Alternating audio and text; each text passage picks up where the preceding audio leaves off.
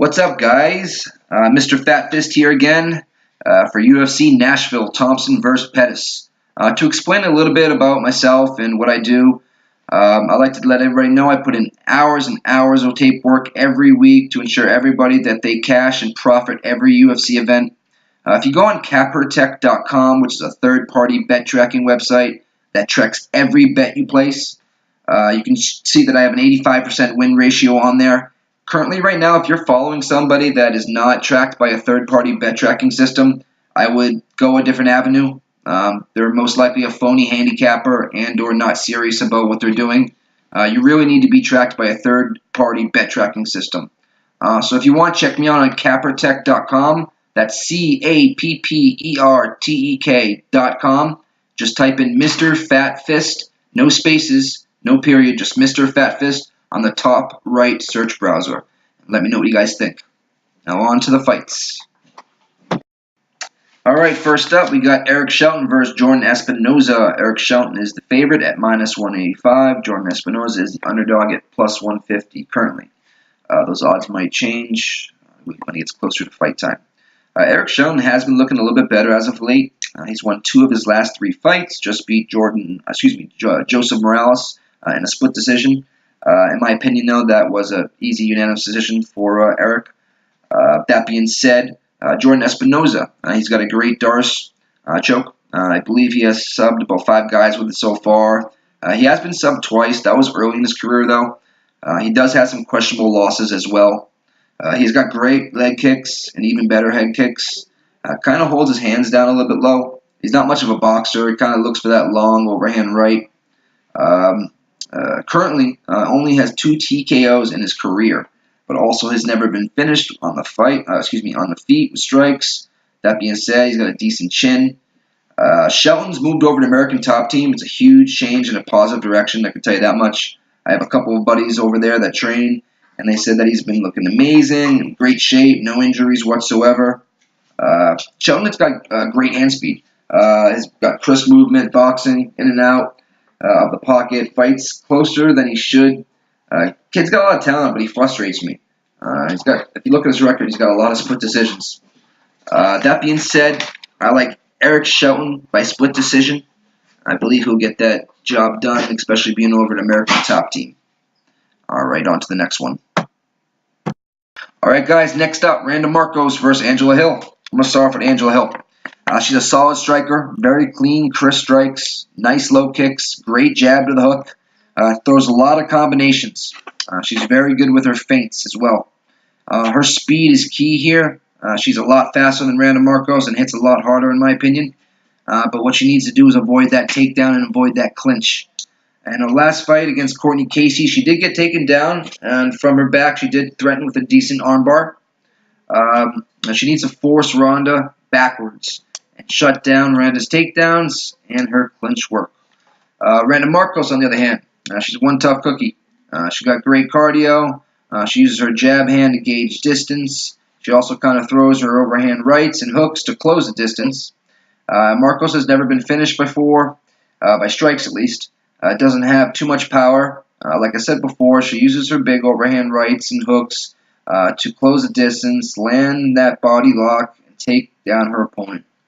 Only way I really see Marcos winning this fight is by submission, and I don't think it's going to happen. I think Hill's going to outpoint her and win by either unanimous or split decision. So pick is Angela Hill by decision.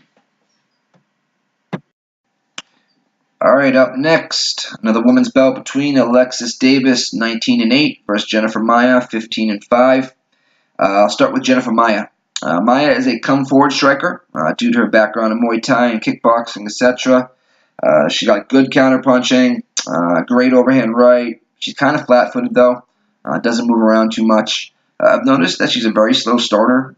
She needs to pick up the pace up pretty early against Davis. She doesn't want to start too slow here. Questionable chin. She got wobbled by a jab in her last Invicta fight before losing to Liz Carmouche in her UFC debut. That being said, she needs to avoid the clinch and the takedowns of Alexis Davis. Davis, on the other hand, she's looking amazing, the best shape I've ever seen her in. She's also coming off a very close split decision against Caitlin Chugigan. She wants to make this a grappling fight, very gritty. Lean on her, land takedowns, top control, basically just grind the fight out. She's not bad off her back as well. Only been submitted one time in her career. This is a really close fight. The odds should be a lot tighter in my opinion. It's not bettable. I say flip a coin and don't bet it. I have a great prop parlay bet.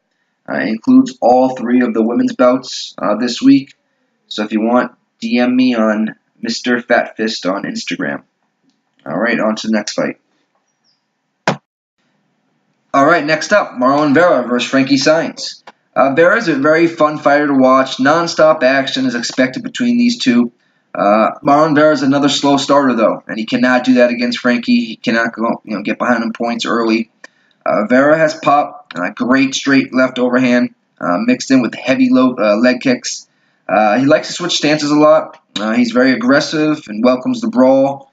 He might rely on his chin a bit too much, but that being said, he's never been finished in his career. He also has 4 career TKOs. He's great at breaking the clinch. Needs to use his front teeth kicks as well. He just needs to really mix things up overall, and he should be fine. Frankie Saenz, on the other hand, he's a grinder, decent to good striking, great overhand right. It's very accurate. Great left hook to the body as well. He's a bit chinny, though, at his age of 38, but who isn't at that age?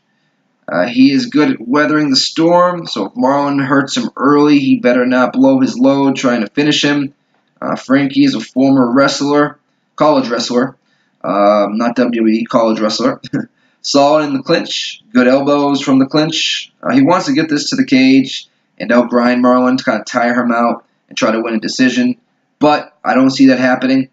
I see Marlon to catch Frankie with a big shot within the distance.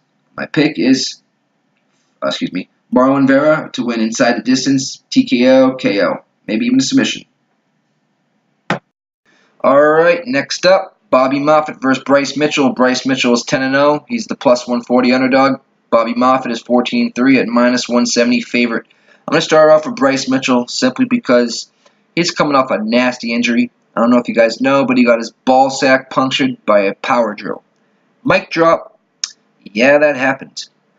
First fight since his ball sack injury. He's well-rounded everywhere. He has an entourage of kicks. He likes to fight long from a distance. He switches stances, and he does it comfortably. Fast right hand, sharp jabs, crisp hand speed, set up by some solid feints. Great leg kicks as well. Great lead head kicks. He's got a solid question mark kick, some solid teeth kicks. He doesn't have much power, though.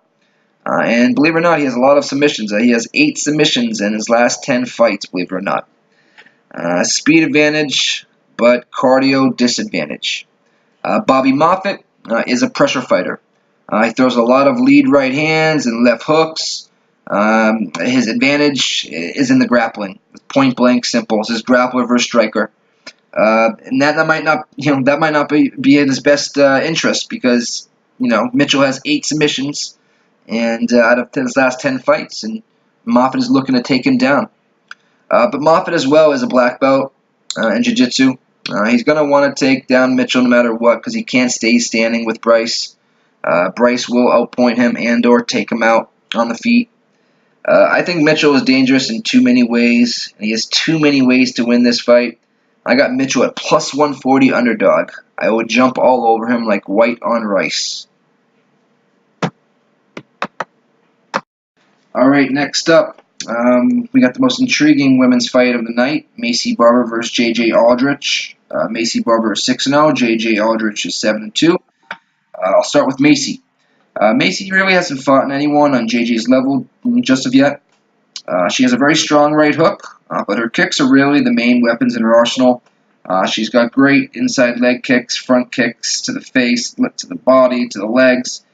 She throws a question mark kick, a nice roundhouse kick to the head. Great feints that lead to the check left hook that she has. She also uses that to set up her takedowns as well. She doesn't have too much speed, though, in my opinion. Actually, that's a fact. She's very telegraphed, kind of lethargic, actually. Hopefully she's fixed that aspect of her striking. Maybe that was a little bit of jitters, octagon jitters in her last fight against Hannah Cyphers, who she took out in the first round, so granted, she did well. She got great ground and pound. That seems like her bread and butter. But she also needs to chop the tree down as well this fight against JJ, meaning heavy leg kicks to that lead leg of JJ. JJ's pretty heavy on that lead leg. I don't know why. Maybe she's fixed that aspect of her game, but she's always really heavy on that front leg. Now, JJ Aldridge, she controls distance very well.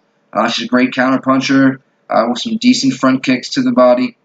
Strong in the clinch, and she pins opponents on the cage and grinds them out, stealing a lot of octagon control time, which tends to edge out important times of her fights. Barber, I don't know, she might be too strong for JJ to consistently win in the clinch. I know JJ will win in the clinch, but I don't know if she consistently will win in the clinch.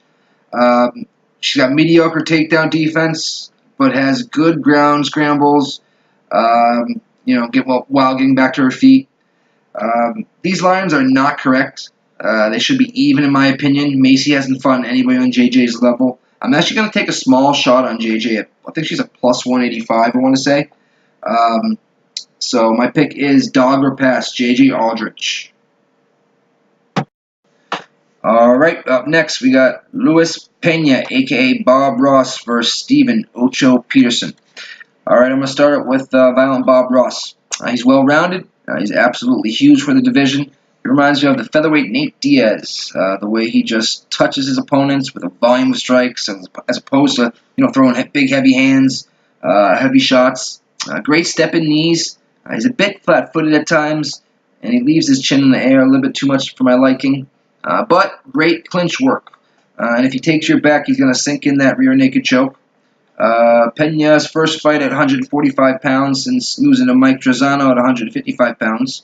I have not liked the majority of outcomes when fighters drop weight classes. I think we've only seen real success when fighters move up weight classes. They're more hydrated, stronger, better cardio, their brain's healthier, everything. Pena is 6'3" at 145 pounds. I don't even know how that's physically possible. I'm 6'4" and I couldn't drop down 170. Now Steven Ocho Peterson is a grinder. He's got a great 1-2, great hooks and overhand rights, throws with serious intent, but he leaves his head on that center line. He's willing to eat shots for breakfast, lunch, and dinner just to give a shot. Loves a brawl, and that's exactly what Pena must avoid at all costs. He's got a good single leg and passes from guard to side, then to mount.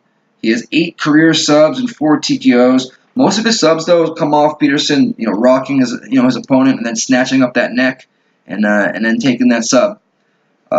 These lines are absolutely off, in my opinion. I'm on Steven Peterson at 220 plus 225 all day underdog at minus 295, almost minus 300. You can't touch Pena at those odds. You just can't. Not the way he looked in his last fight. So I got Steven Peterson at plus 225 all day.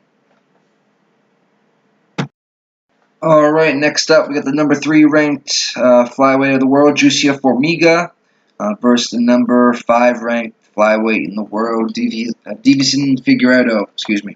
Figueiredo is a minus 180 favorite. Formiga is a plus 145 dog. And here comes the breakdown. All right, Formiga, he's coming off an awesome performance against Sergio Pettis. He won, I believe, a unanimous decision. He has great footwork, good combinations, fantastic leg kicks, mostly a counter-striker and waits for his opponents to close the distance. Great check hooks, uses long overhand rights to enter into the clinch, grab those underhooks, and takes opponents down to the mat. Also has some 6 spinning kicks and back fists, as you probably well saw in his second to last fight when he dropped Ben Nguyen with a spinning back fist. Now for Figueiredo, on the other hand, he is the biggest flyweight I've ever seen in my entire life. I believe he's 15-0. I know he's 4-0 in the UFC. Just knocked out John Moraga in his last fight, second round. He's got big uppercuts, big straight punches, very, very powerful. When he has your hurt, he goes for the kill, bottom line. So I suggest Formiga to keep a poker face. Figueredo simply capitalizes on anything and everything you leave open to him. Davison has about, I think, 8 KOs now, never been finished, but mostly uses that to get to the clinch. Good guard control and jiu-jitsu, so I don't see Formiga subbing him. But this is a tough one to call, honestly, guys. I'm leaning Formiga to win a decision, split decision, but honestly, flip a coin and don't bet it. Alright, guys, up next, pretty easy breakdown, pretty simple breakdown, pretty quick breakdown. Curtis Blades versus Justin Willis. They're very similar fighters. I think Blades takes Willis down right away. Blades got KO'd by Francis in his last fight, so I think he's going to be a little bit gun-shy to stay standing that long, too long, I should say.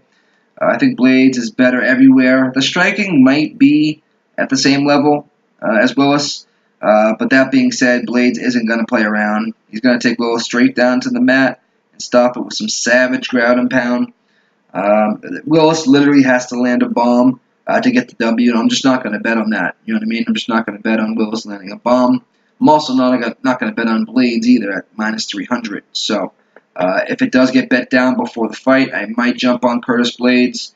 That all depends on the line, but right now at minus 300, there's no chance in hell. But my pick is Curtis Blades to win decision or by ground and pound. Alright, another quick, easy breakdown between John Makdessi versus Jesus Pinedo. Pinedo is a fill-in for Nasrat.